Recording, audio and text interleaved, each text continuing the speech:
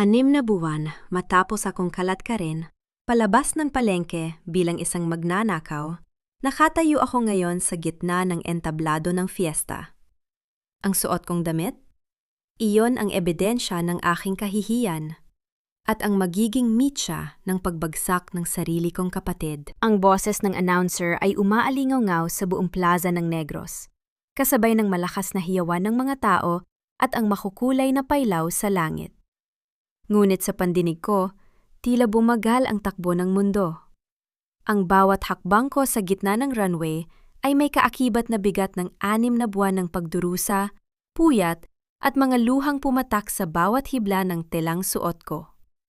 Tumingin ako sa hilera ng mga hurado, at doon, sa pinakagilid, nakita ko siya. Ang kapatid kong si Rosenda. Nakaupo siya sa upuan ng mga VIP. Suot ang isang mamahaling bestida na alam kong gawa sa suong ni Don Ismael. Pero kahit gaano pa kakinang ang mga alahas niya, kitang-kita ko sa kanyang mga mata ang takot.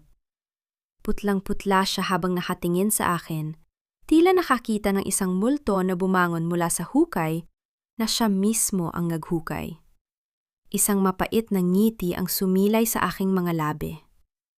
Naalala ko ang huling beses kaming nagkaharap sa palengke. Magnanakaw, napakawalang hiya mo ate. Pinagkatiwalaan kita, pero ninakaw mo ang mga disenyo ng suong ni Don Ismael. Iyan ang isinigaw ni Rosenda sa harap ng lahat ng mga suki ko sa palengke, 6 na buwan na ang nakalilipas. Sa mismong pwesto ko, kung saan ako nagtatahi gabi-gabi para mapag-aral siya at mapakain ang 2 kong anak, doon niya ako hiyain. Inihagis niya sa putikan ang aking mga sodo at maurap. Pinanood ko ang aking mga pangarap na mabahira ng dumi, habang ang mga gwardiya ni Don Ismael ay kinakaladkad ako palabas ng palengke sa ilalim ng ulan. Ang tanging naririnig ko noon ay ang iyak ng aking mga anak at ang malakas na tawa ng tadhana. Felma, anong ginagawa mo rito? Bulong ni Rosenda nang dumaan ako sa tapat niya sa entablado. Halos hindi lumabas ang boses niya sa sobrang pang-inyinig. Dapat ay nasa kulungan ka o nagtatago sa hiya.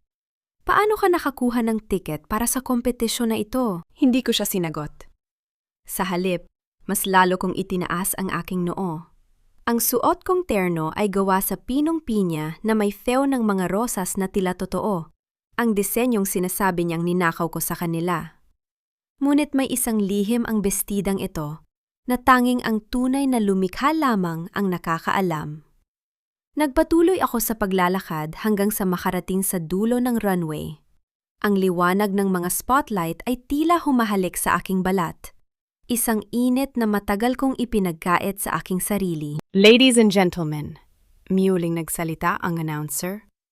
Ngayong gabi, bago natin hirangin ang kampeon ng Negros Fashion Excellence, may isang special presentation na inihanda ang ating surprise finalist. Biglang namatay ang mga ilaw sa paligid, maliban sa isang dambuhalang screen sa likuran ko. Isang video ang nagsimulang mag-play. Ngunit hindi ito tungkol sa fashion. Ito ang video 6 na buwan na ang nakalilipas. Ang kuha ng security camera sa palengke. Pero sa pagkakataong ito, hindi lang ang bahagi ng pagkaladkad sa akin ang nakita. Kitang-kita sa video si Rosenda. Hating gabi, habang binubuksan ang aking drawer at kinukuha ang aking mga master patterns para ibigay sa tauhan ni Don Ismael. Isang malakas na singhap ang narinig mula sa madla. Ang bulungan ay tila isang malakas na alon na humahampas sa entablado. Hindi totoo yan! Fake yan! Sigaw ni Rosenda habang tumatayo, pilit na inaagaw ang atensyon ng mga tao. Lumingon siya kay Don Ismael na nasa tabi niya, na ngayon ay tila nais ng lamunin ng kanyang kinauupuan. Ate, itigil mo ito. Sisirain mo ang pamilya natin. Pamilya?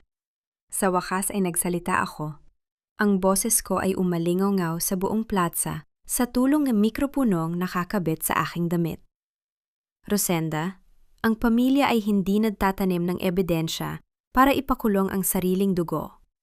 Ang pamilya ay hindi nagnanahaw ng pawis at pangarap ng taong nagpalaki sa kanya. Humarap ako sa mga hurado at sa publiko.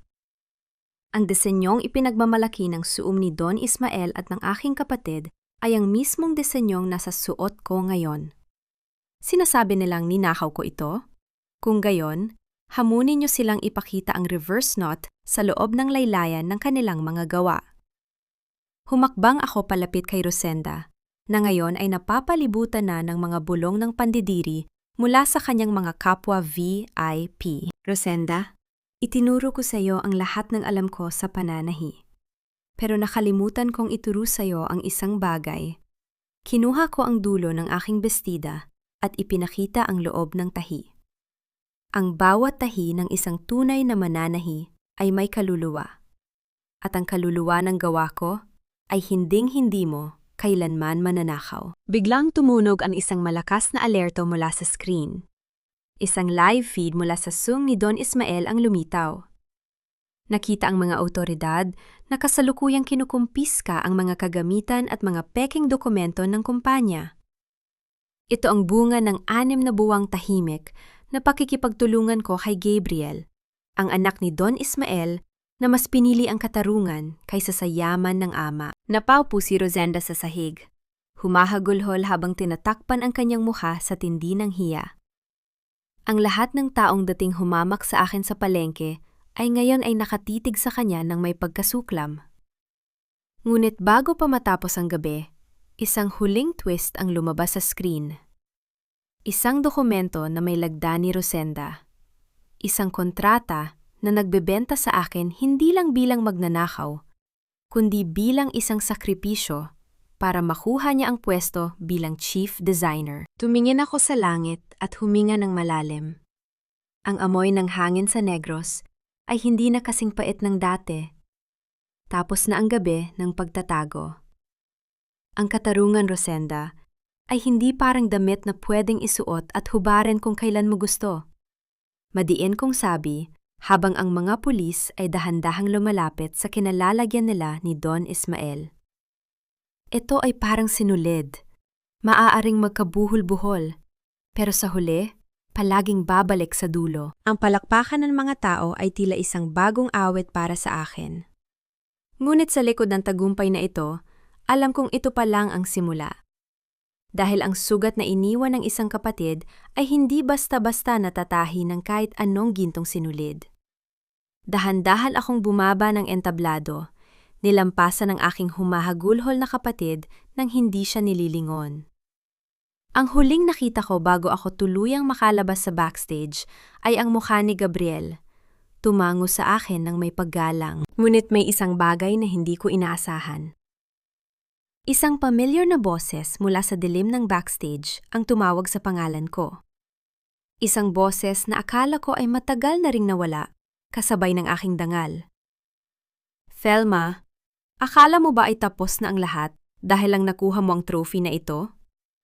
Sa bawat pag-apak ko sa pedal ng aking lumang makinang singer, pangarap ng pamilya ko ang tinatahi ko. 6 na buwan bago ang gabing iyon sa entablado ng fiesta, ang mundo ko ay umiikot lang sa isang maliit at madilim na pwesto sa kanto ng palengke ng Negros.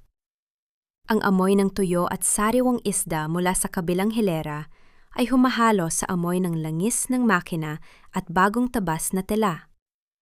Doon, sa gitna ng ingay ng mga mamimili at sigaw ng mga kargador, ako ang kinikilalang Thelma, ang reynita ng palengke. Hindi dahil mayaman ako, kundi dahil sa dulo ng karayom ko, ang basahan ay nagiging mukhang mamahaling bestida. Ate, sigurado ka ba rito? Ang hirap naman itong biyaskat na tinuturo mo. Reklamo ni Rosenda habang nakasimangot sa harap ng isang maurap. Ngumiti ako at hinaplos ang kanyang balikat. Rosenda, tiyaga lang. Ito ang sikreto para sumunod ang tela sa katawan ng tao. Kapag natutunan mo ito, hindi ka na lang basta mananahi. Magiging designer ka na. Iyon ang pinakamalaking pagkakamali ko. Ang ibigay sa kanya, hindi lang ang kaalaman ko, kundi pati ang buong puso ko. Pinag-aral ko siya, binihisan, at binigyan ng pwesto sa tabi ko dahil akala ko, sa gitna ng kahirapan, kaming magkapatid ang magsisilbing kalasag ng isa't isa. Ngunit isang hapon, ang ritmo ng aking makina, ay bigling naputol ng malalakas at mabibigat na yabag ng mga sapatos na hindi pang palengke. Yan! Yan ang babaeng nagnanakaw ng mga disenyo ko. Ang boses na iyon ay galing kay Don Ismael, ang may-ari ng pinakamalaking sueg sa probinsya. Kasunod niya ang 4 na armadong security guard at ang mga opisyal ng barangay. Ang mga suki ko ay napatigil sa pagpili ng tela. Ang buong palengke ay biglang tumahimik, tila naghihintay ng isang malaking pagsabog. Don Ismael, anong ibig niyo pong sabihin? Tanong ko habang dahan-dahang tumatayo. Nanginghinig ang aking mga kamay, pero pilit kong pinatatatag ang aking boses. Huwag ka nang magmaang-maang, Thelma, bulyaw ni Don Ismael. Inihagis niya sa ibabaw ng aking lamesa ang isang folder na puno ng mga maurap.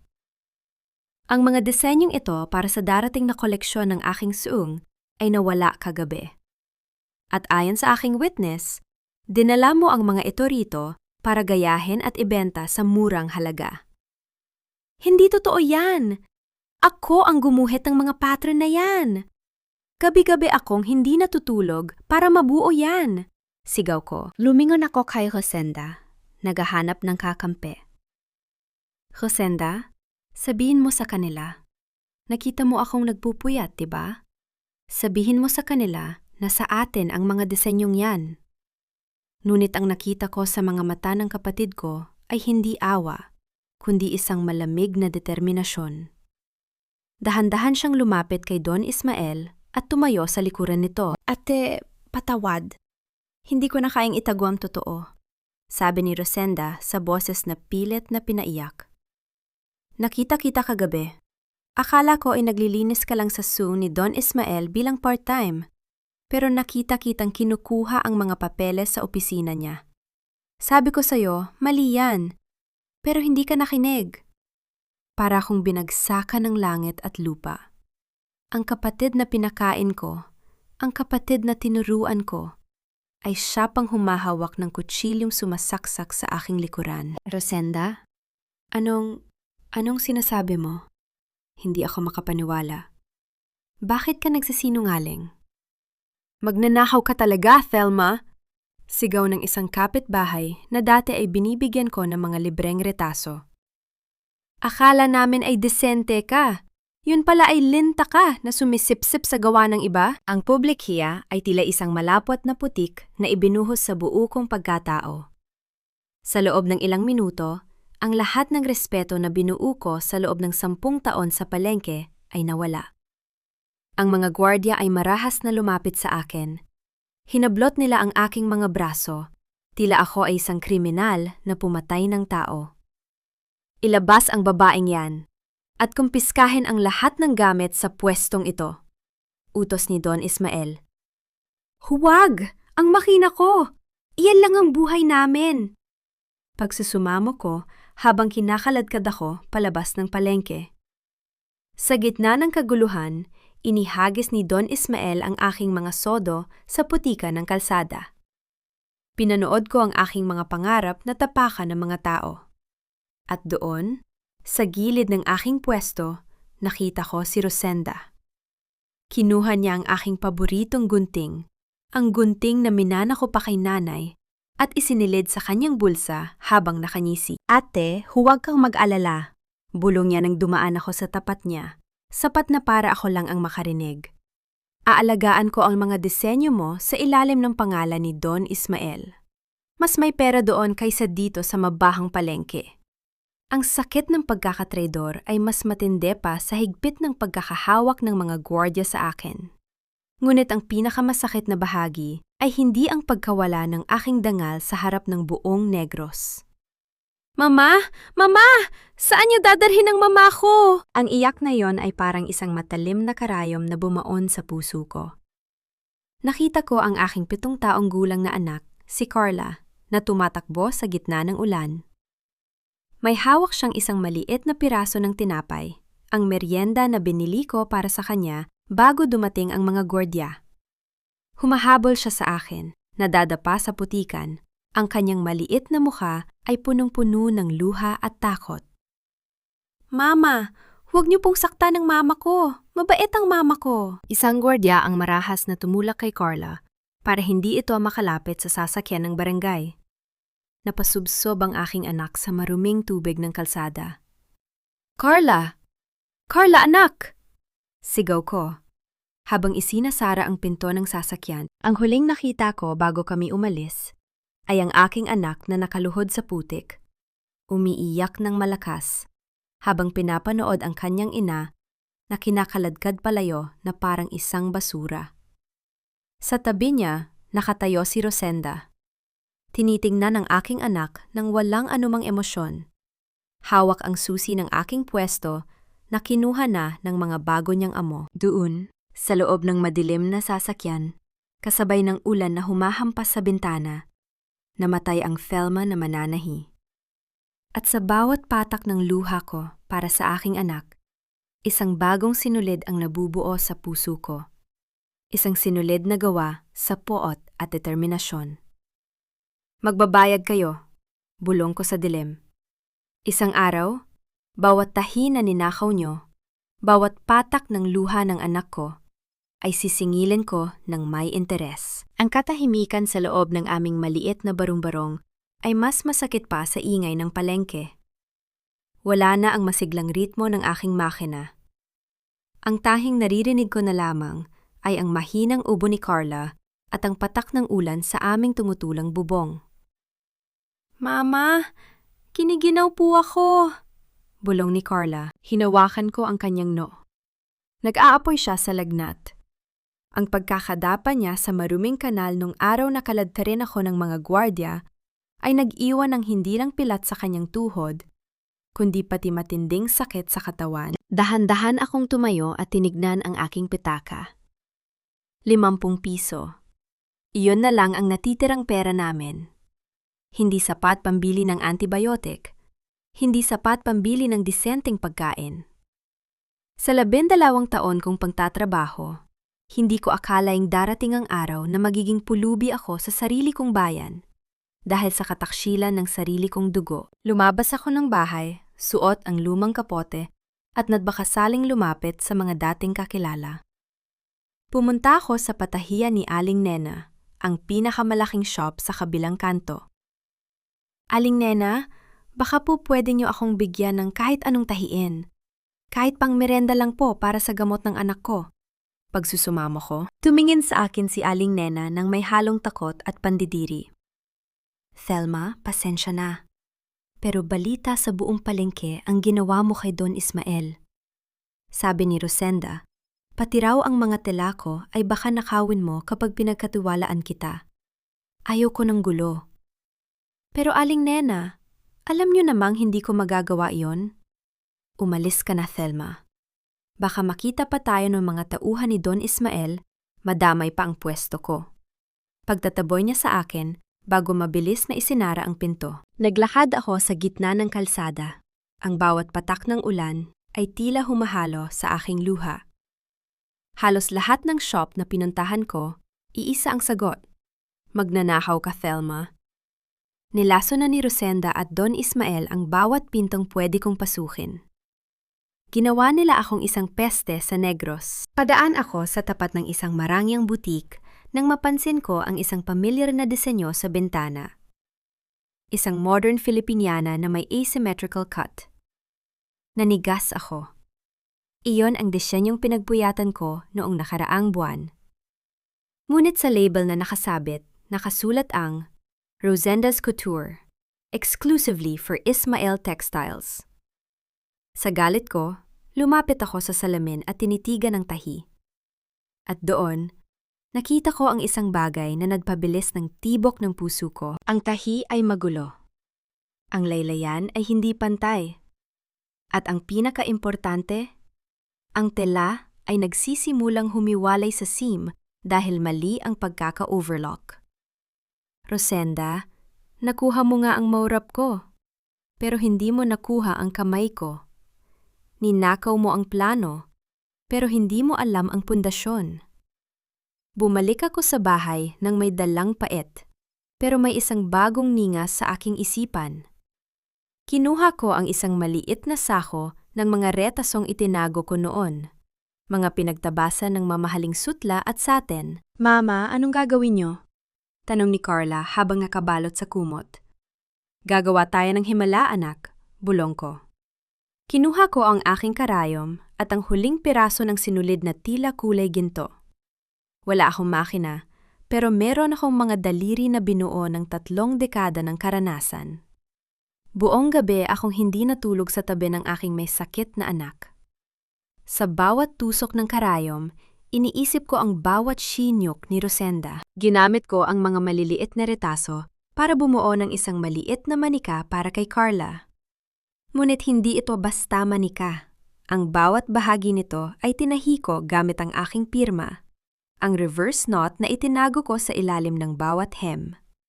Ito ang buhol na tanging ako lang ang nakakaalam kung paano gawin sa parang hindi halata pero matibay. Heto anak, ibinigay ko sa kanya ang manika ng mag-umaga. Niyakap ni Carla ang manika at sa unang pagkakataon, nakita ko siyang ngumiti sa gitna ng lagnat. Ang ganda po, Mama! Parang tunay na prinsesa ang damit niya. Anak, ang tunay na prinsesa ay hindi natatalo ng putik. Sabi ko habang hinahaplos ang kanyang buhok. Ngunit ang katahimikan ng umaga ay muling bumasag nang makarinig kami ng isang malakas na katok sa aming tagpi-tagping pinto. Ang kaba ay muling bumalik sa aking dibdib. Sila na ba muli? Ipakukulong na ba nila ako ng tuluyan? Dahan-dahan kong binuksan ang pinto, hawak ang aking karayom bilang depensa. Ngunit ang bumulaga sa akin ay hindi mga gwardya. Isang lalaking nakasuot ng maayos na suit, may dalang payong, at mukhang balisa ang nakatayo sa labas. Thelma? Ikaw ba si Thelma? Tanong niya. Sino po sila?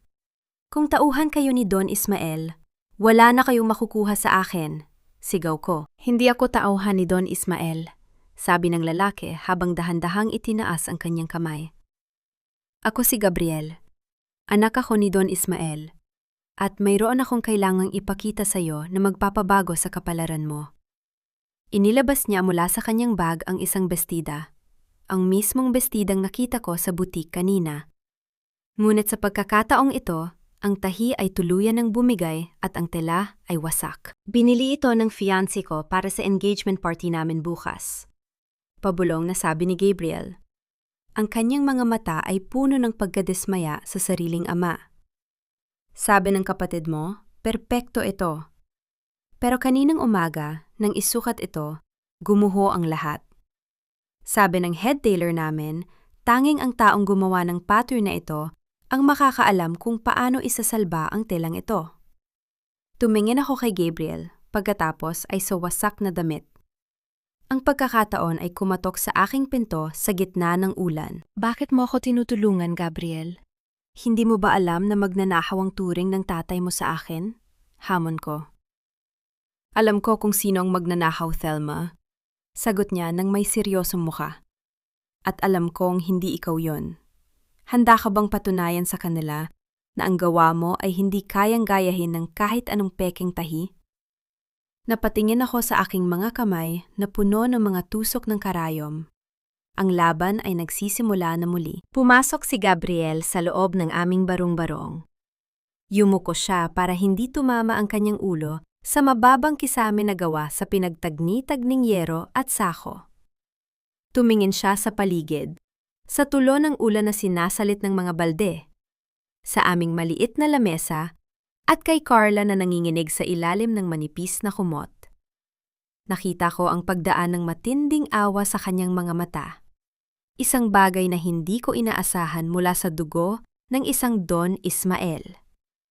Thelma, patawad sa panghihimasok, sabi niya habang inilalapag ang isang supot ng gamot at prutas sa tabi ni Carla.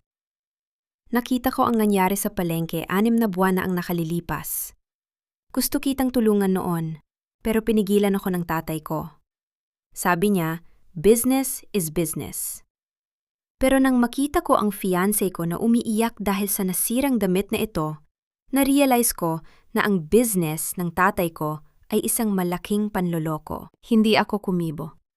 Kinuha ko ang bestidang dala niya, isang mamahaling sutla na kulay asul. Hinaplos ko ang tela. Ang bias cut na disenyong ito ay hango sa Dalagang Bukid Collection na pinagpuyatan ko sa loob ng 3 taon sa isip ko bago ko inilapat sa papel. Tingnan mo ito, Gabriel. Sabi ko habang itinuturo ang punit sa bahagi ng baywang. Ang pattern na ito ay nangangailangan ng double reinforcement sa loob ng lining dahil sa bigat ng bagsak ng tela. Ang kapatid ko, ninakaw niya ang itsura, pero hindi niya alam ang sikreto ng bigat. Pinilit niyang tahiin ito gamit ang industrial machine ng mabilisan, kaya nasira ang mga hibla. Kinuha ko ang aking maliit na sako ng karayom. Hindi mo ito kailangang dalhin sa Zoom, ako ang ayos nito. Thelma, wala kang makina. Paalala ni Gabriel. Hindi kailangan ng makina para sa isang obra maestra, Gabriel. Tugon ko ng may pait at danggal.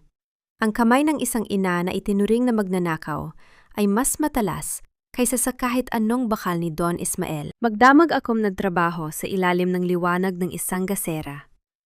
Sa bawat tusok ng karayom, tila tinatahi ko rin ang aking durog na pagkatao. Pinanood ako ni Gabriel habang ginagawa ko ang hidden stitch. Isang teknik na itinago ko kay Rosenda dahil alam kong masyado siyang mainipin para matutunan ito. Bakit mo ginagawa ito, Thelma? Bakit mo inaayos ang damit na ibebenta sa ilalim ng pangalan ng kapatid mo? Tanong ni Gabriel habang tinutulungan akong mag-asikaso kay Carla. Dahil ang sining ko ay hindi nakadepende sa label, Gabriel. Sabi ko habang pinuputol ang sinulid gamit ang aking mga ngipin.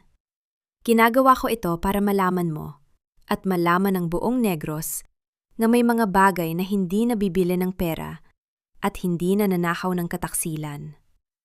Nang sumikat ang araw, ang bestida ay tila muling nabuhay. Wala nang bakas ng punit at ang bagsak nito ay mas naging elegante pa kaysa noong bago ito. Napaanganga si Gabriel nang makita ang resulta. Hindi ako makapaniwala. This is perfect. It's better than the original from the factory. Dahil ito ang tunay na original, Gabriel, madiin kong sabi. Tumayo si Gabriel at tumingin sa akin ng may bagong paggalang. Thelma, may darating na malaking competition sa fiesta, ang Queen of Negros Showcase. Ang tatay ko at si Rosenda ang main sponsors. Balak nilang ilunsad ang buong collection na ninakaw nila sa iyo. Naisara ko ang aking mga palad. Ang sakit sa aking puso ay naging kislap sa aking mga mata. Gusto kong lumaban ka, Thelma, patuloy ni Gabriel. I can provide the fabrics, I can give you a secret workspace sa isang lumang bodega ko sa dulo ng bayan. I will be your anonymous investor. Patunayan natin sa lahat na ang reynita ng palengke ay ang tunay na reyna ng Negros. Bakit, Gabriel? Bakit mo tatalikuran ang sarili mong tatay? Dahil ang tatay ko ay matagal na nakalimutan kung paano maging tao. Malungkot niyang sagot. At dahil gusto kong makita ang mukha ni Rosenda kapag nalaman niyang ang taong tinapakan niya ay ang taong muling wawasak sa kanyang huwad na trono.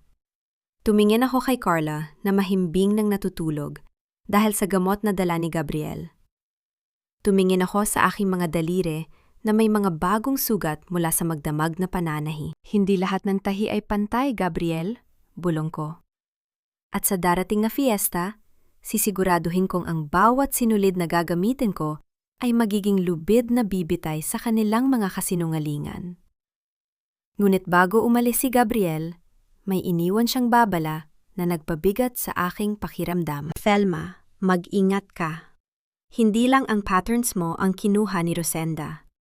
Nabalitaan ko na, balak din nilang kasuhan ka ng intellectual property theft para masiguradong hindi ka na makakatahi habang buhay.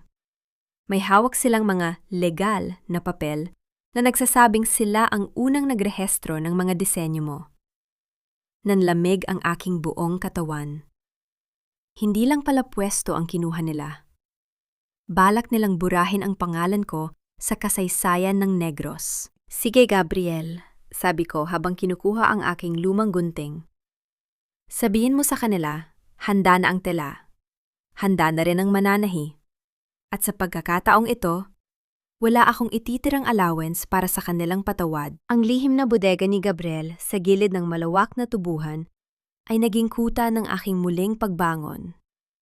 Sa labas, naririnig ang huni ng mga kuliglig at ang kaluskos ng mga dahon ng tubo sa ilalim ng buwan. Ngunit sa loob, ang tanging tunog na namamayani ay ang talim ng aking gunting na humahati sa mamahaling telang dala ni Gabriel. Heto ang mga sample mula sa sung ni Papa, sabi ni Gabriel habang inilalapag ang 3 bestida sa lamesa. Ito ang mga disenyong ipinagmamalaki ni Rosenda na ilulunsad sa fiesta. Kinuha ko ang isa sa mga bestida. Isang kulay gintong gown na may faux na mga dahon. Sa isang tingin, mukha itong obra maestra. Ngunit nang hawakan ko ang tela at tingnan ang loob ng tahi, isang mapait na tawa ang kumawala sa aking mga labi. Tingnan mo ito, Gabriel. Itinuro ko ang mga dugtungan sa balikat. Ang telang ginamit ay hindi ang mamahaling silk na nakasulat sa invoice. Ito ay synthetic blend lang na pinakintab. At ang mga tahi, mabilis ang ginawa, hindi pinag-isipan ang tibay. Ibig mong sabihin, dinadaya ni Rosenda ang tatay ko? Gulat na tanong ni Gabriel. Hindi lang ang tatay mo, Gabriel. Dinadaya niya ang buong Negros. Madiin kong sabi habang binabaligtad ang damit. Gumagamit siya ng mumurahing materyales para makatipid sa production cost. Pero sinisingil niya si Don Ismael ng presyong pang high-end. Ninanakawan niya ang sung mo habang nagpapanggap siyang tapat na designer. Ngunit hindi lang yon ang natuklasan ko. Habang sinusuri ko ang maurap na ginamit nila, napatigil ako. Ito ang disenyong luwalhati na binuo ko. 2 taon na ang nakalilipas, pero may mali. Alam mo ba kung bakit bagsak ang baywang ng gown na ito? Tanong ko kay Gabriel. Umiling siya. Dahil bago pa man ako kaladkarin sa palengke, may kutob na ako na may mga matang nakamasid sa trabaho ko. Ang maurap na kinuha ni Rosenda sa drawer ko ay ang disenyong sinadya kong may mali sa sukat ng darts. Kung hindi mo alam ang orihinal na formula ng sukat ko, ang damit ay unt-unting hihiwalay sa baywang kapag isinuot ng matagal. Napanghiti si Gabriel. Ibig mo sabihin, binigyan mo siya ng patibong? Hindi ko akalain na ang sarili kong kapatid ang mahuhulog sa patibong na yon, Gabriel. Malungkot kong sagot. Inasahan ko na itatama niya ang mali dahil itinuro ko sa kanya ang lahat. Pero dahil sa sobrang atat niyang magtagumpay at sa sobrang katamaran niyang mag-aral ng teknik, basta na lang niya itong kinopya. Habang naghahalongkat pa sa mga sample, may isang piraso ng tela ang kumuha ng aking pansin. Isang piraso ng vintage lace na kulay krema. Nanigas ang aking buong katawan. Thelma, anong problema? Tanong ni Gabriel nang makita ang pagputla ko. Ito, haplos ko sa lace. Ang aking mga daliri ay nanginginig. Ito ang lace mula sa wedding dress ni nanay. Ipinamana niya ito sa akin bago siya mamatay. Sabi niya, gamitin ko ito para sa pinaka-importanting damit na gagawin ko. Naisara ko ang aking kamao sa tinde ng pot. Ninakaw ito ni Rosenda mula sa baul ko sa bahay. Ginamit niya ito bilang palamute sa isang basurang disenyo. Ang sinyok sa sining ko ay kaya akong tiisin. Pero ang sinyok sa alaala ng aming ina ay hindi ko kailanman mapapalampas. Dito ko na-realize na wala na talagang natitirang bait sa puso ng kapatid ko. Nilamon na siya ng inget at ambisyon. Thelma, may huling balita ako. Seryosong sabi ni Gabriel. Ipinatawag ni Papa ang lahat ng mga mananahi sa Negros. Sinabihan niya sila na sinumang makikitang tumutulong sa iyo ay hinding-hindi na makakakuha ng tela o pwesto sa buong probinsya. Pinapatay niya ang bawat pagkakataon mong makabalik. Tumingin ako sa salamin na nasa sulok ng bodega. Ang nakita ko ay hindi na ang babaeng api at duguan mula sa palengke. Ang nakita ko ay ang mananahi na handang mag-alay ng huling hibla ng kanyang buhay para sa katarungan. Sige, Gabriel, sabi ko habang kinukuha ang aking lumang gunting. Hayaan mong isara nila ang lahat ng pinto. Dahil sa darating na fiesta, Hindi ako papasok sa pinto. Gigibain ko ang entablado. Anong plano mo? Gagawa ako ng isang koleksyong hinding-hindi nila makakalimutan. Isang koleksyon na tatawagin kong Alamat ng Sinulid. At sa bawat damit, itatahi ko ang katotohanan, ang mga butas sa disenyo ni Rosenda na siya mismong maglalantad ng kanilang kabulukan. Eksaktong sandaling iyon, narinig namin ang tunog ng sasakyan na papalapit sa bodega. Ang ilaw ng headlight ay tumama sa mga siwang ng dingding. "Felma, magtago ka! Si Rosenda yan!" Bulong ni Gabriel. Nanigas ako. Bakit nandito si Rosenda? Paano niya nalaman ang lugar na ito? Narinig ko ang malakas na pagbagsak ng pinto ng sasakyan at ang pamilyar na tunog ng kanyang matataas na takong sa semento. "Gabriel! Alam kong nandyan ka!" Sigaw ni Rosenda mula sa labas. "Huwag mong sabihing nagtatago ka sa bodega na ito kasama ang magnanakaw mong kaibigan." Hinawakan ko ang aking gunting ng mahigpit.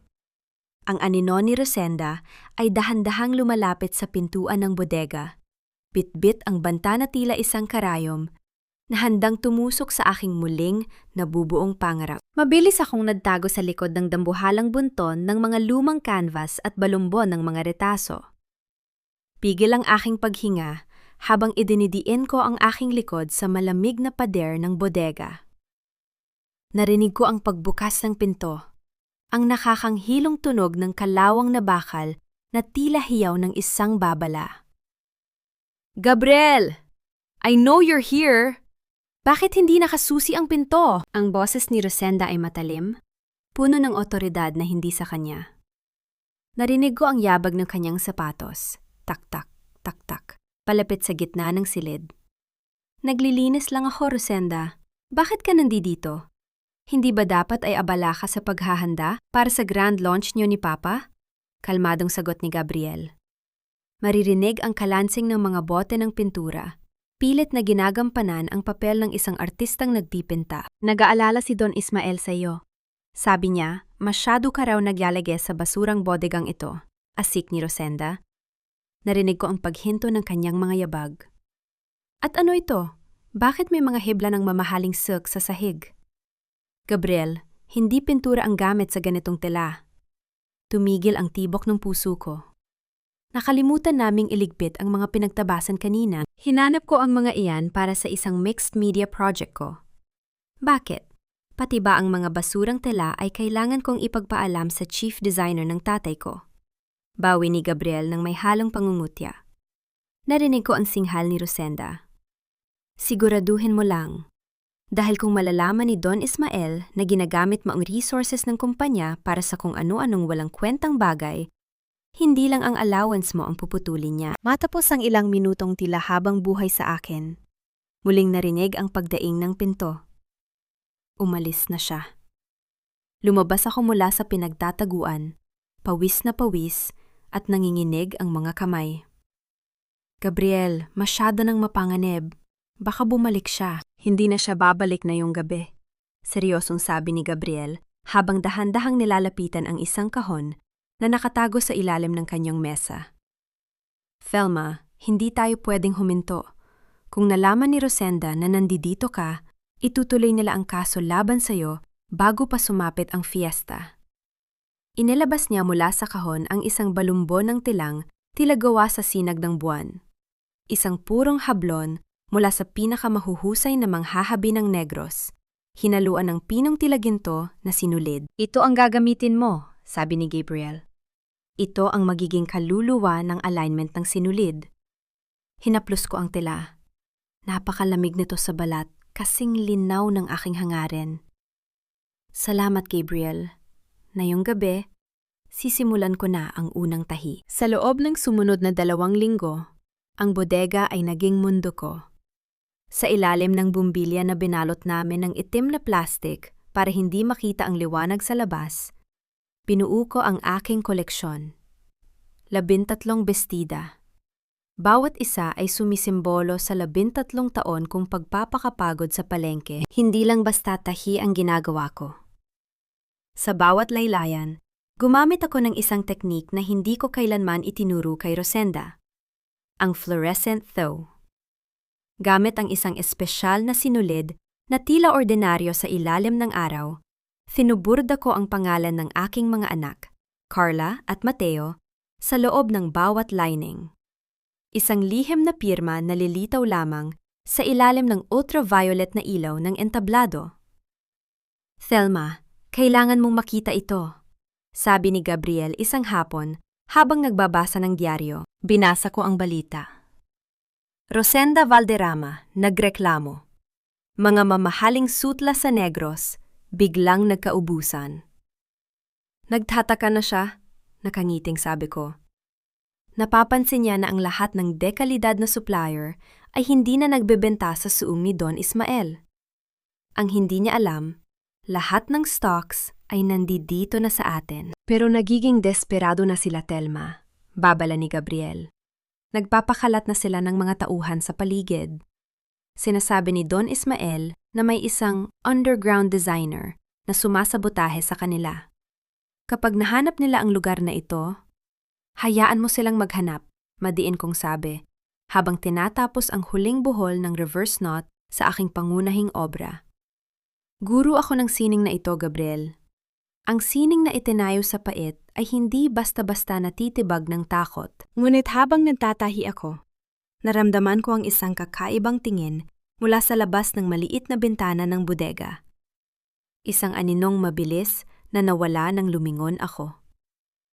Naisara ko ng mahigpit ang aking hawak sa karayom hanggang sa bumaon ito sa aking daliri. May nakakita sa amin. Ang katapatan ng sinulid ay sinusubok na ng panganib. Gabriel! Bulong ko. Kailangan nating pabilisin ang gawa. Dahil ang anino ni Don Ismael, narito na sa pintuan. Mabigat ang katahimikan ng gabi. Kasing bigat ng telang pelus na kasalukuyan kong tinatapos. Wala si Gabriel. Lumuwas siya sa bayan para kumuha ng mga huling palamuti para sa aming centerpiece gown. Mag-isa ako sa bodega, tanging ang mahinang liwanag ng lampara at ang tunog ng aking sariling paghinga ang kasama ko. Ngunit biglang nagbago ang ihip ng hangin. May pumasok na kakaibang amoy sa siwang ng pader. Hindi amoy ng tuyong dahon ng tubo, kundi amoy ng petrolyo. Nanigas ako sa aking kinatatayuan. Mabilis kong binitawan ang karayom at tumakbo sa bintana. Sa labas, sa gitna ng dilim, nakita ko ang tatlong aninong may hawak na sulo. Hindi sila nag-uusap, ngunit ang bawat kilos nila ay puno ng masamang balak. Diyos ko, bulong ko. Hindi na ako nag-isip. Mabilis kong sinunggaban ang mga rack ng aking koleksyon. 13 bestida, 13 taon ng buhay ko. Hindi ko pwedeng hayaang maging abo ang mga ito. Shhh! Isang bote na may apoy ang ibinato sa loob ng bodega. Mabilis na gumapang ang apoy sa mga lumang kahoy na sahig. Ang usok ay agad na naging makapal, itim at nakakasakal. Ang mga damit! Ang mga anak ko! Sigaw ko kahit wala namang nakakarinig. Binuhat ko ang unang batch ng mga bestida, ang mga gawa sa pinya at hablon. Ramdam ko ang init na humahaplos sa aking likuran. Sa gitna ng takbo ko patungo sa maliit na back exit, nadapa ako. Tumama ang aking mga palad sa nagbabagang uling mula sa nasusunog na pinto. Ah! Napasigaw ako sa hapdi. Ramdam ko ang pagkapaso ng aking balat, ang hapdi na tila tinatahi ng libu-libong mainit na karayom. Ngunit hindi ako bumitaw. Kahit nanginginig ang aking mga kamay, kahit tila natutunaw na ang aking balat, mahigpit kong miyakap ang mga damit. Hindi ito basta tela. Ito ang tanging paraan para mabawi ko si Carla at Mateo mula sa hirap. Ito ang kaluluwa ko. Nakalabas ako sa likod ng bodega, eksakto bago bumagsak ang dambuhalang kisame. Napaluhod ako sa damuhan, humihingal, habang pinapanood ang bodega na tuluyan ng nilalamon ng apoy. Ang lahat ng kagamitan ko, ang mga mouth wrap na itinago ko, lahat ay wala na. Nanginginig kong tiningnan ang aking mga kamay. Puno ng paltos at uling. Ang mga daliring sanay sa pinungtahi ay tila naging inutil sa isang saglit. "Thelma! Thelma!" Narinig ko ang boses ni Gabriel. Mabilis siyang tumakbo patungo sa akin at binitawan ang mga dala niya. "Thelma, anong nangyari? Ang mga kamay mo..." "Ligtas sila, Gabriel." Hikbi ko habang itinuturo ang bunton ng mga damit sa tabi ko. Ligtas ang alamat. Ngunit sa likod ni Gabriel, sa di kalayuan ng daan, nakita ko ang isang pulang sasakyan na dahan-dahang umaalis. Sa ilalim ng liwanag ng apoy, nakita ko ang isang anino sa bintana ng sasakyan. Isang pamilyar na muka na nakatingin sa akin habang dahan-dahang sumisilay ang isang ngiti. Si Rosenda. Hindi siya ang nagsindi ng apoy, ngunit siya ang nag-utos. Ang sarili kong kapatid ay handang sunugin ako ng buhay para lang masiguradong walang makakaharang sa kanyang tagumpay sa fiesta. "Thelma, kailangang madala ka sa ospital," nag-aalalang sabi ni Gabriel. "Huwag," pigil ko sa kanya. Tiningnan ko ang naglalakihang apoy. Ang sakit sa aking mga kamay ay unti-unting napapalitan ng isang malamig na determinasyon. "Walang ospital, Gabriel. May 10 araw pa tayo bago ang fiesta. Pero ang mga kamay mo, hindi ka makakahawak ng karayom sa lagay na yan." Tumingin ako kay Gabriel. Ang aking mga mata ay nagniningning sa gitna ng usok. Kung hindi ko kayang humawak ng karayom, gagamitin ko ang aking ngipin. Kung hindi ko kayang itahi ang sinulid, igagapos ko ito sa kanilang mga leeg. Akala ni Rosenda ay tapos na ako, habil wala na ang bodega. Inangat ko ang aking mga sugatang kamay. Hindi niya alam, sa bawat paltos na ito, mas lalong tumitibay ang bawat tahi ng aking paghihiganti. Mula sa malayo, ang tunog ng papalayo na sasakyan ni Rosenda ay tila isang hamon. Isang hamon na handa kong sagutin, kahit ang kabayaran ay ang huling patak ng aking dugo. Ang hapdi ng mga paltos sa aking palad ay tila nagniningas na uling sa bawat pagkilos ko. Ngunit mas matindi ang hapdi ng katotohanang binuo ng sarili kong kapatid. Nakaupo ako sa loob ng sasakyan ni Gabriel. Ang aking mga kamay ay balot ng puting gasa na may mansa ng gamot. Ang amoy ng antiseptic ay humahalo sa amoy ng usok na kumapit sa aking buhok. "Thelma, sigurado ka ba rito? Mapanganib ang balak natin," bulong ni Gabriel habang dahan-dahang itinigil ang sasakyan sa likurang bahagi ng sung ni Don Ismael. "Ito na lang ang tanging paraan, Gabriel," sagot ko. Pilit kong ikinukubli ang panginginig ng aking boses.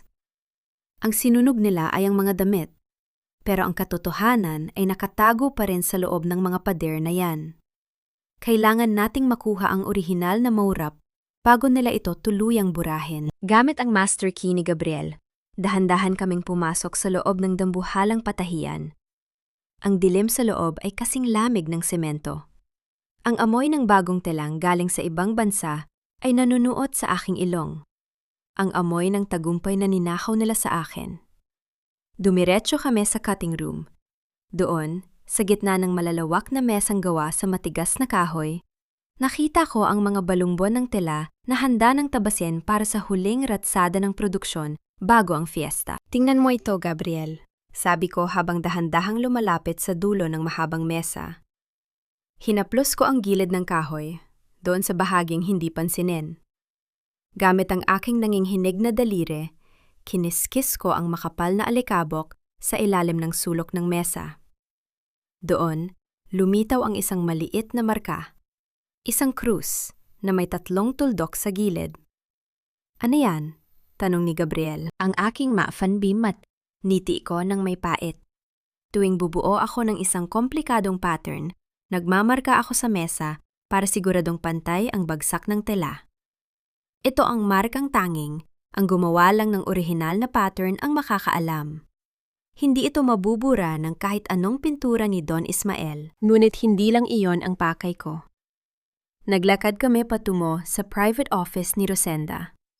Pagbukas ng pinto, Tumambad sa amin ang isang mannequin na suot ang pangunahing gown para sa Queen of Negros. Nanigas ako. Ang gown ay gawa sa telang pinya na may thunang ginto. Napakaganda. Sa malayo. Pero nang lumapit ako at tinitigan ang bawat tahi, naramdaman ko ang mabilis na tibok ng aking puso. Nakuha mo nga ang pattern ko, Rosenda. Pero hindi mo nakuha ang utak ko. Bulong ko sa hangin. Telma, bakit? May mali ba sa damit? Takang tanong ni Gabriel. Ang gown na ito, ginamit ni Rosenda ang mo-wrap na may sadyang mali sa sukat ng armhole at bustline. Paliwanag ko. Inakala niyang yon ang final pattern, pero yon ang bersyong itinago ko sa drawer ko dahil alam kong may balak siyang magnakaw. Kapag isinuot ito ng modelo sa ilalim ng matitinding ilaw ng fiesta, ang bigat ng thu ay hihila sa tela pababa. Bibigay ang tahi sa harap ng libu-libong tao. Ito ang aking professional karma. Ang kataksilan ni Rosenda ang mismong maglalantad sa kanya sa gitna ng kanyang pinakaaasam na tagumpay. Habang naghahanap pa kami ng ebidensya, may nakita si Gabriel sa ilalim ng tambak ng mga papel sa table ni Rosenda. Isang flash drive na may label na Thelma, Evidence. Mabilis naming isinalpak ang drive sa laptop ni Gabriel. Ang bumulaga sa amin ay hindi disenyo. Ito ay mga edited na video clips, ang mga footage na ginamit nila para palabasin na ako ang nagnanahaw sa sung nila. Nakita namin ang orihinal na raw files. Kitang-kita si Rosenda habang binabayaran ang isang tauhan ng barangay para mag-acting sa palengke 6 na buwan na ang nakalilipas. Hayop sila. Panginginig ng boses ni Gabriel. Pati ang dangal mo, pinagplanuhan nilang ubusin. Ngayon, hawak na natin ang lahat. Sabi ko habang dahan-dahang kinukuha ang flash drive. Ang hapdi ng aking mga kamay ay tila biglang nawala, pinalitan ng isang matalas na lamig ng katarungan. Ngunit bago kami makalabas, biglang bumukas ang lahat ng ilaw sa sung. Ang tunog ng malakas na alarm ay bumasag sa katahimikan ng gabi. Sabi ko na nga ba, may mga daga akong mahuhuli sa loob ng sarili kong kumpanya. Ang boses ni Don Ismael. Nakatayo siya sa viewing deck sa itaas. Kasunod ang 15 armadong gwardya. Sa tabi niya, nakatayo si Rosenda. Suot ang kanyang mapanirang ngiti habang may hawak na baso ng wine. Ate, akala mo ba ay ganoon kami kadaling maisahan? Tawa ni Rosenda na umalingaw-ngaw sa buong patahian. Sunog na ang bodega mo. Sunog na ang pangarap mo. At ngayon, papatunayan namin sa buong Negros na nagnanahaw ka muli.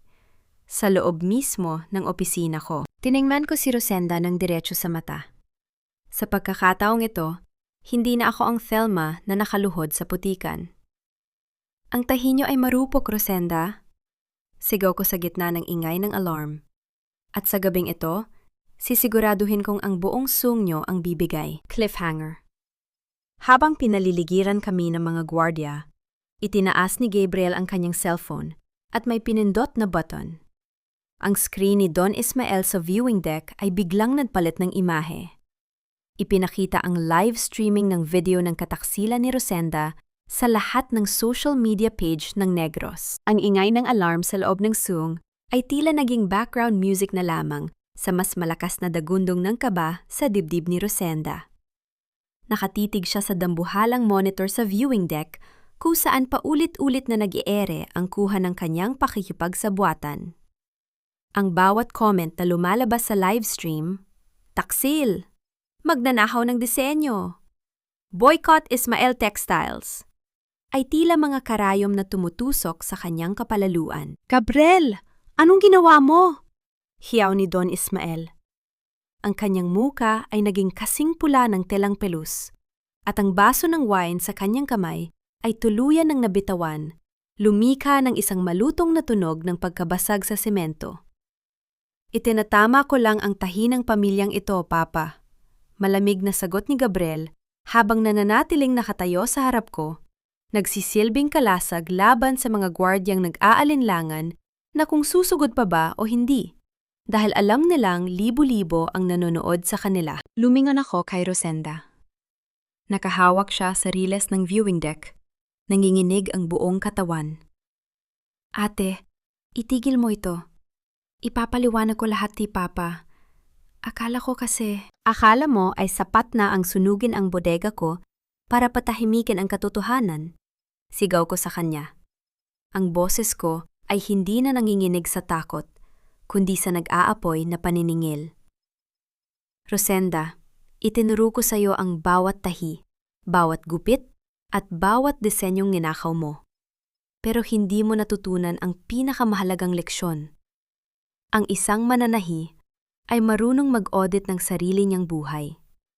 Security! Kunin ang laptop! Putulin ang signal! Bulyaw ni Don Ismael, ngunit huli na ang lahat. Ang video ay kumalat na sa buong Negros na parang wildfire. Sa gitna ng kaguluhan, hinila ako ni Gabriel patungo sa likurang pinto. Thelma, kailangan na nating umalis. Bukas ng fiesta. Doon natin tatapusin ang laban na ito. Nakalabas kami sa Zoom habang naririnig ang pagsisigawan ni na Don Ismael at Rosenda sa loob. Habang sakay ng sasakyan ni Gabriel, tiningnan ko ang aking mga kamay na balot pa rin ng gasa. Ang bawat pintig ng sakit sa aking mga paltos ay tila nagpapaalala sa akin ng mukha ni Carla at Mateo. Para sa kanila, hindi ako pwedeng sumuko. Bumalik kami sa isang pansamantalang taguan. Isang maliit na dampa sa gilid ng bundok ng Kanlaon. Doon, nakahanda ang 13 bestida na naisalba ko mula sa apoy. Ang mga ito ay tila mga mandirigmang naghihintay ng huling hudyat. Thelma, kailangan mo magpahinga, sabi ni Gabriel habang inilalapag ang huling balumbon ng sinulid. Ilang oras na lang at magsisimula na ang parada. Hindi ako pwedeng matulog, Gabriel. Bulong ko habang dahan-dahang tinatanggal ang gasa sa aking kanang kamay. Ang balat ko ay hilaw pa, mapula, at bawat dampi ng tela ay nagdadala ng nakakangilong hapdi. May isang huling detalye pa akong kailangang gawin sa alamat gown. Kinuha ko ang aking karayom. Sa bawat tusok, tila hinihiwa ang aking laman. Ngunit sa bawat hila ng sinulid, nararamdaman ko ang pagkabuo ng aking dangal. Ginagawa ko ang invisible lock stitch sa bahagi ng balikat ng aking mga gown. Isang teknik na magsisilbing ebidensya bukas. Samantala, isang balita ang pumasok sa radyo ni Gabriel. Nakakagulo ngayon sa harap ng butik ni Rosenda Valderrama. Maraming customer ang nagpapabalik ng kanilang mga order matapos lumabas ang video ng kataksilan. Ngunit ayon sa kampo ni Don Ismael, itutuloy pa rin nila ang Queen of Negros fashion show bukas upang patunayan na sila ang may-ari ng mga orihinal na disenyo. Napang-iti ako ng mapait. Desperado na sila, Gabriel. Gagamitin nila ang entablado para magmalinis. Hayaan mo sila, tugon ni Gabriel. Dahil hindi nila alam, ang bawat damit na irampa nila bukas ay may bitag na ikaw mismo ang nagtanim. Lumipas ang mga oras ng madaling araw na tila mga hibla ng sinulid na mabilis na nauubos. Pinagmasdan ko ang huling bestida, ang alamat ng sinulid. Gawa ito sa pinong hablon na may thu ng mga rosas na tila kumikinang sa dilim. Ito ang aking sagot sa lahat ng sinyok, lahat ng luha, at lahat ng pait. Bago sumikat ang araw, lumapit sa akin si Gabriel. Thelma, may mensahe mula kay Rosenda. Inabot niya ang kanyang phone. Isang text message. Ate, maawa ka kay Carla at Mateo. Kapag itinuloy mo ito sa fiesta, sisiguraduhin ni Don Ismael na mawawalan ka ng kustodiya sa mga anak mo dahil sa kasong kriminal na isasampa niya. Umalis ka na ng Negros habang may oras pa. Naisara ko ang aking kamao sa tinde ng pot. Gagamitin niya ang mga anak ko para takutin ako sa huling pagkakataon. Tumingin ako sa bintana, sa papalubog na mga bituin ng Negros. Ang laban bukas ay hindi na lang tungkol sa disenyo. Ito ay tungkol sa karapatan kong maging ina at sa dangal ng aking sining. Gabriel, madiin kong sabi habang isinusot ang aking thimble. ihanda mo ang sasakyan. At ihanda mo ang UV light na hiningi ko. Bukas, sisiguraduhin kong ang bawat tahi ng kasinungalingan nila ay mabubulgar sa harap ng buong probinsya. Ang bisperas ng fiesta ay puno ng sungmu, ngunit sa loob ng dampa, ang liwanag ng katarungan ay nagsisimula ng magliyab, kasing talim ng aking karayom at kasing tibay ng aking paninindigan. Ang buong platsa ng Negros ay naging isang dagat ng mga tao. Ang amoy ng inasal at tunog ng tambol ng fiesta ay tila tumitibok kasabay ng kaba sa aking dibdib. Sa gitna ng entablado, maliwanag ang mga spotlight, mga ilaw na dati ay kinatatakutan ko. Ngunit ngayon ay nagsisilbing saksi sa aking muling pagkabuhay. Nakatayo si Rosenda sa gilid ng runway. Suot ang isang terno na kumikinang sa mga kristal, tila isang reyna na nakaupo sa tronong gawa sa pagnanakaw. Katabi niya si Don Ismael, na pilit na nang gumingiti sa mga reporter sa kabila ng kumakalat na balita ng kanilang kataksilan. And now, sigaw ng announcer, the centerpiece of the Ismael Textiles Collection, designed by the province's rising star, Rosenda Valderrama. Lumabas ang pangunahing modelo, suot ang disenyong ninakaw nila sa akin, ang alamat ng Negros gown. Gawa ito sa pinong pinya, punong-puno ng thu na ginto. Habang naglalakad ang modelo, napansin ko ang bahagyang pag-alog ng tela sa bahagi ng balikat. Ang trap na inihanda ko 6 na buwan na ang nakalilipas ay nagsisimula ng gumana. Thelma, handa na ba ang UV lights? Bulong ni Gabriel sa tabi ko, hawak ang control panel sa backstage. Nayon na, Gabriel, madieng kong sabi. Bago pa makarating ang modelo sa dulo ng runway, humakbang ako palabas mula sa dilim ng backstage. Ang buong plaza ay biglang tumahimik. Ang tanging naririnig ay ang bulong ng hangin at ang marahas na paghinga ni Rosenda nang magtagpo ang aming mga mata.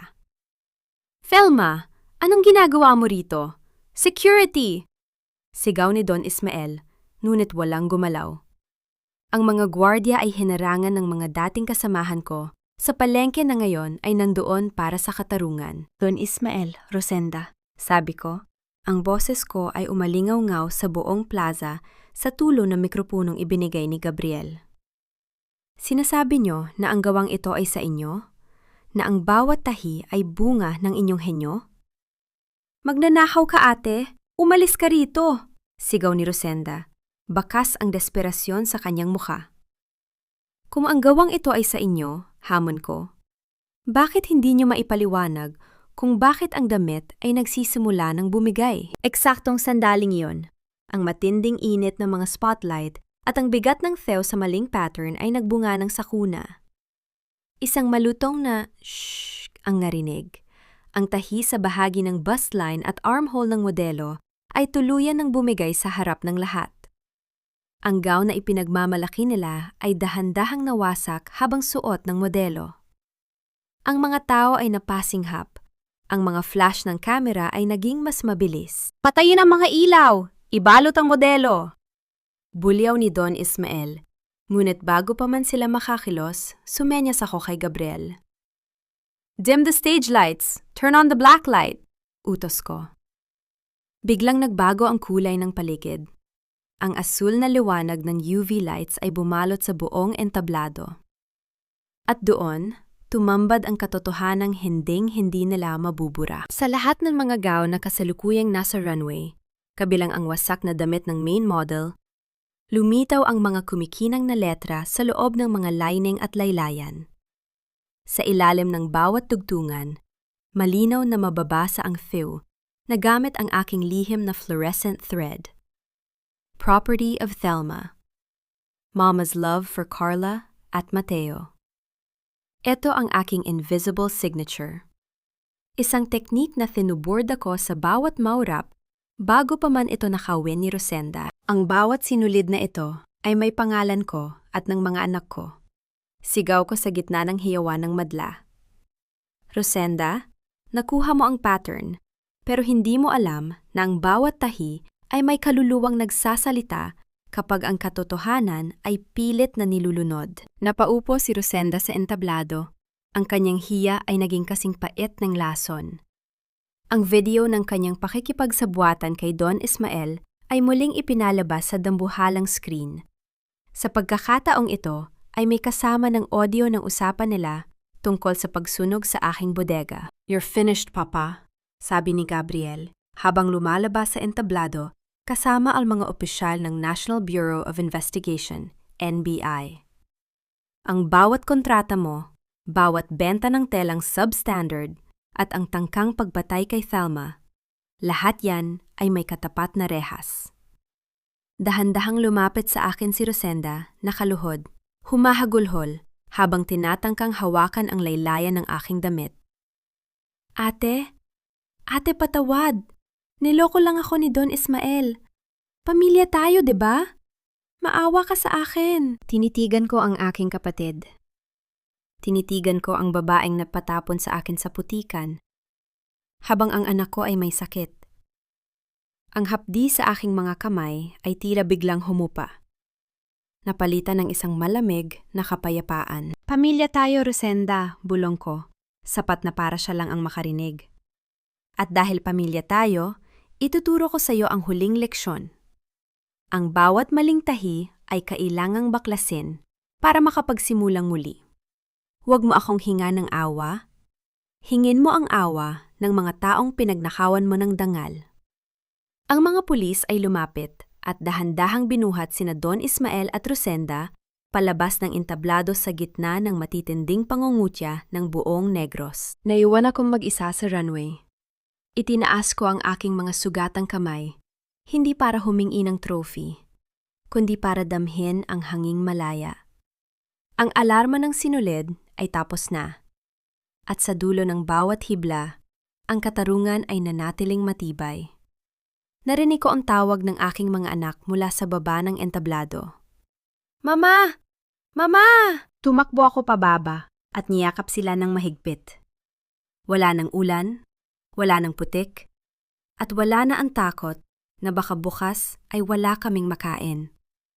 Dahil ang mananahinang palengke ay hindi na lang basta reynita. Siya na ang tunay na reyna ng kanyang sariling kapalaran. Ang bawat ingay ng bakal na rehas sa presinto ay tila isang malupit na paalala na ang bawat maling tahi sa buhay ay may katapat na paniningil.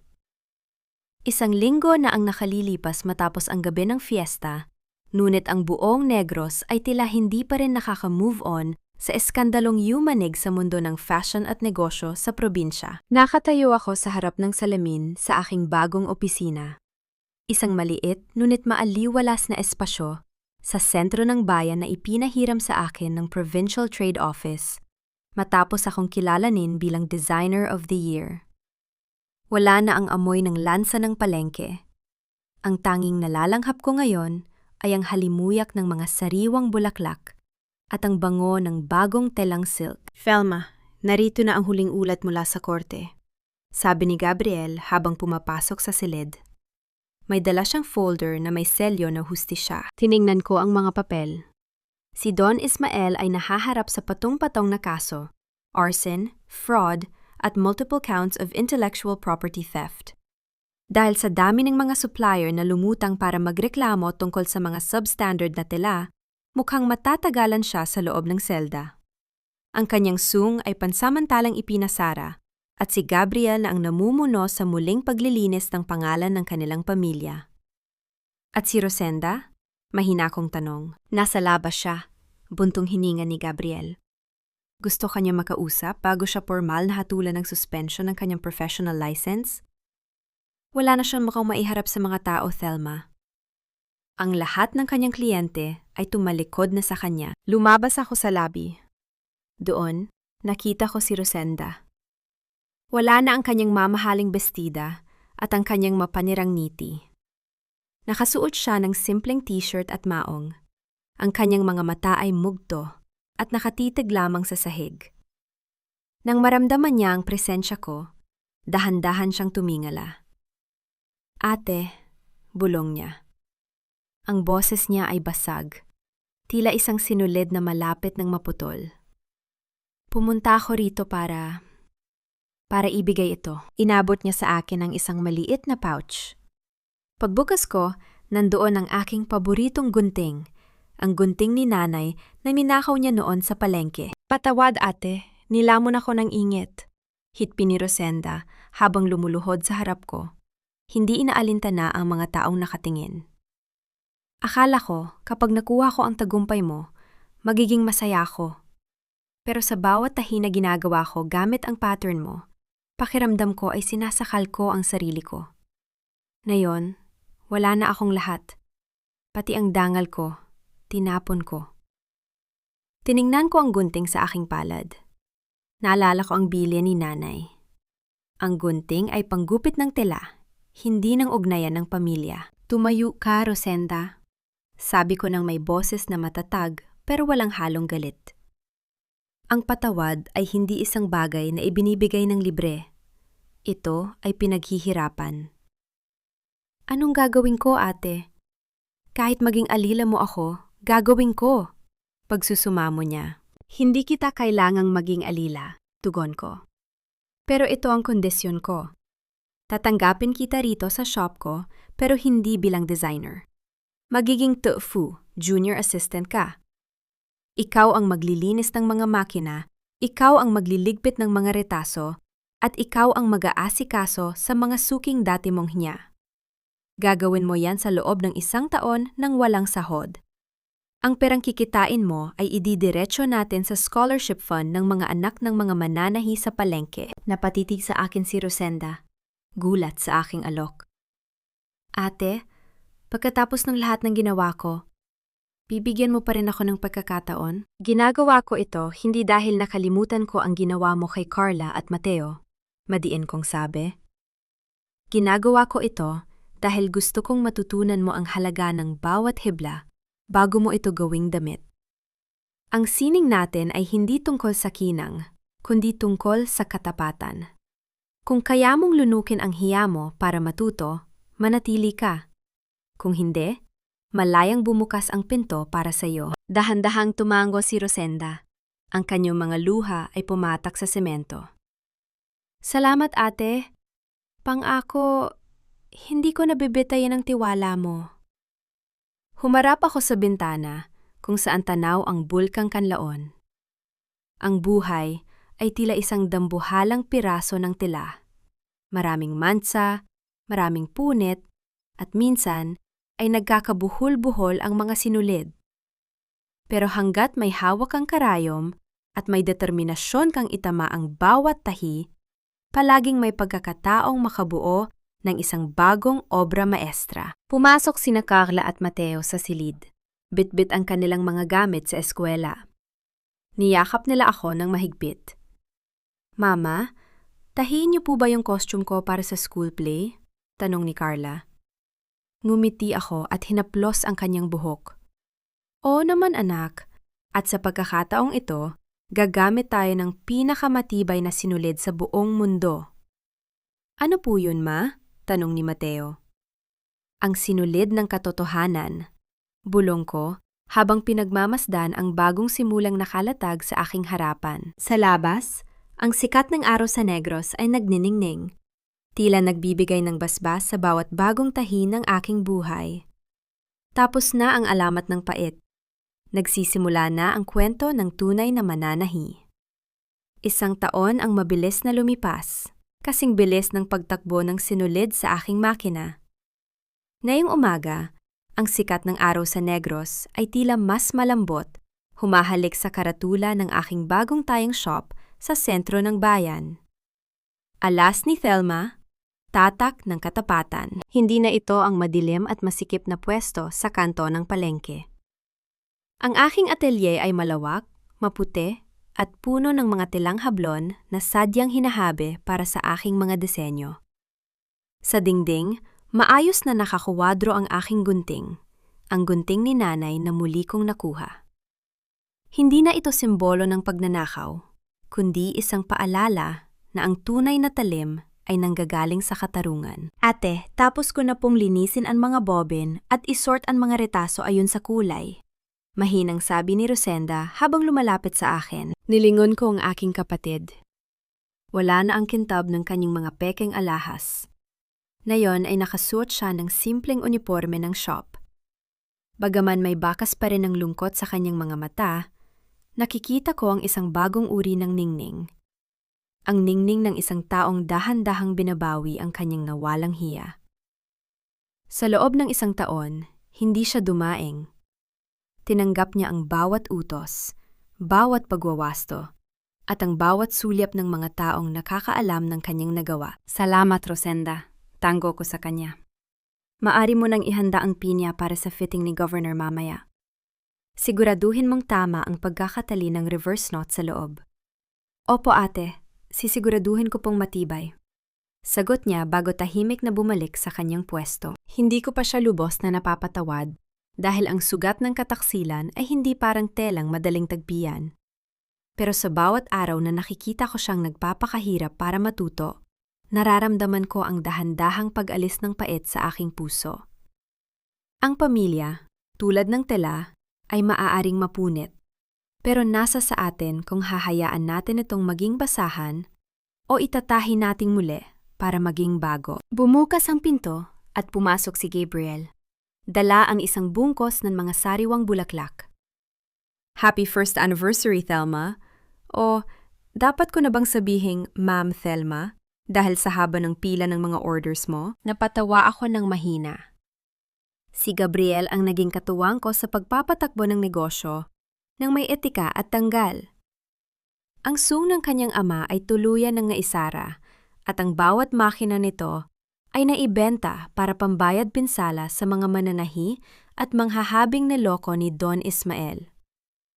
Ngayon, si Gabriel ay isa ng advocate para sa fair trade fashion sa aming probinsya. Salamat, Gabriel. Kung hindi dahil sa'yo, baka hanggang ngayon ay nakaluhod pa rin ako sa putikan. Sabi ko habang tinatanggap ang mga bulaklak. Hindi, Thelma. Seryoso niyang sagot. Dinala ka rito ng sarili mong mga kamay. Ako ay naging hangin lang na tumulong sa iyong paglipad. Sa gilid ng shop, nakita ko sina Carla at Mateo na abalang gumagawa ng kanilang assignment sa isang maliit na lamesa. Malulusog na sila, masasayahin, at hindi na kailangang magtago sa ulan. Lumapit sa akin si Carla at hinawakan ang aking kamay. Ang mga kamay kong may mga peklat mula sa apoy, pero puno ng lakas. Mama, paglaki ko, gusto ko rin pong maging mananahi. Masayang sabi ng aking anak. Niyakap ko siya ng mahigpit. Maging higit ka pa sa mananahi, anak. Maging isang tao ka na marunong magpahalaga sa bawat hibla ng katotohanan. Tumingin ako sa labas ng bintana. Ang buhay ay tila isang dambuhalang tahi. May mga bahaging kailangang baklasin, may mga bahaging kailangang palakasin, at may mga sinulid na sadyang kailangang putulin. Pero sa huli, ang pinakamahalagang obra maestra ay hindi ang damit na isinusuot ng mga reyna, kundi ang danggal na kaya mong iharap sa buong mundo ng walang takot. Ako si Thelma. Dati ay isang hamak na mananahi sa palengke. Ngayon, ako ang mananahi ng sarili kong tadhana. At sa bawat tusok ng aking karayom, ang tanging itatahi ko ay ang alamat ng aking muling pagbangon.